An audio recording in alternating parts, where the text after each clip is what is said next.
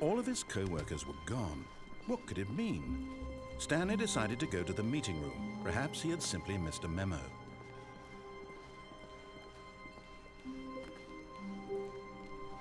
When Stanley came to a set of 2 open doors, he entered the door on his left.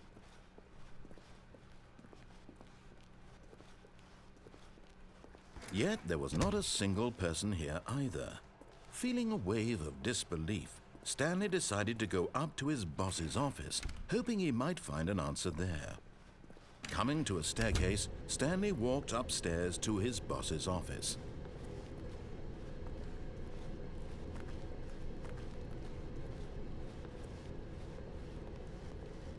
But Stanley just couldn't do it. He considered the possibility of facing his boss. Admitting he had left his post during work hours, he might be fired for that. And in such a competitive economy, why had he taken that risk? All because he believed everyone had vanished? His boss would think he was crazy. And then something occurred to Stanley.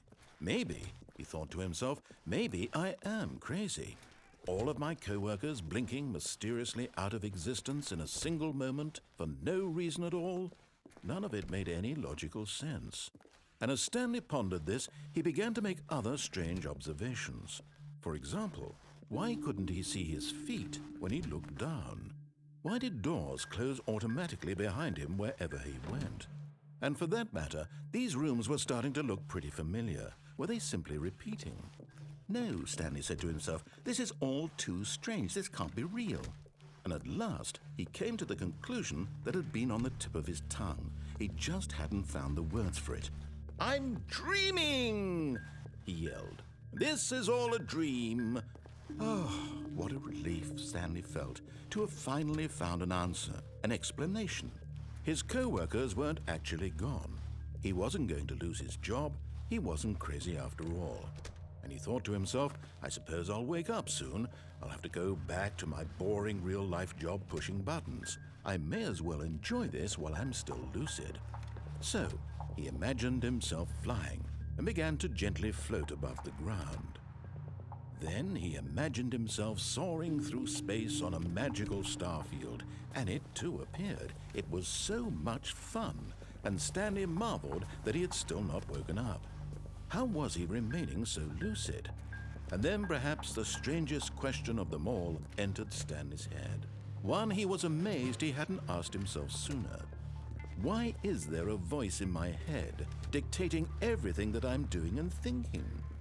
Now the voice was describing itself being considered by Stanley, who found it particularly strange.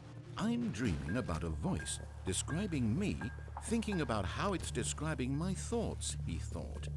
And while he thought it all very odd and wondered if this voice spoke to all people in their dreams, the truth was that, of course, this was not a dream. How could it be? Was Stanley simply deceiving himself, believing that if he's asleep, he doesn't have to take responsibility for himself? Stanley is as awake right now as he's ever been in his life. Now, hearing the voice speak these words was quite a shock to Stanley. After all, he knew for certain, beyond a doubt, that this was in fact a dream. Did the voice not see him float and make the magical stars just a moment ago? How else would the voice explain all that? This voice was a part of himself too. Surely, if he could just... He would prove it. He would prove that he was in control, that this was a dream. So he closed his eyes gently, and he invited himself to wake up. He felt the cool weight of the blanket on his skin, the press of the mattress on his back, the fresh air of a world outside this one. Let me wake up, he thought to himself. I'm through with this dream. I wish it to be over. Let me go back to my job. Let me continue pushing the buttons. Please, it's all I want. I want my apartment and my wife and my job. All I want is my life exactly the way it's always been. My life is normal. I am normal. Everything will be fine. I am okay.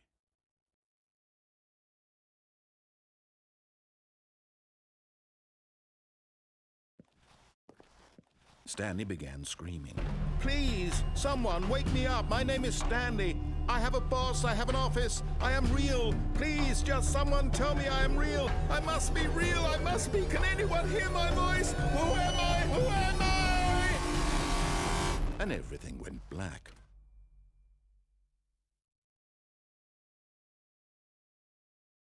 This is the story of a woman named Mariella. Mariella woke up on a day like any other. She arose, got dressed, gathered her belongings, and walked to her place of work. But on this particular day, her walk was interrupted by the body of a man who had stumbled through town talking and screaming to himself, and then collapsed dead on the sidewalk.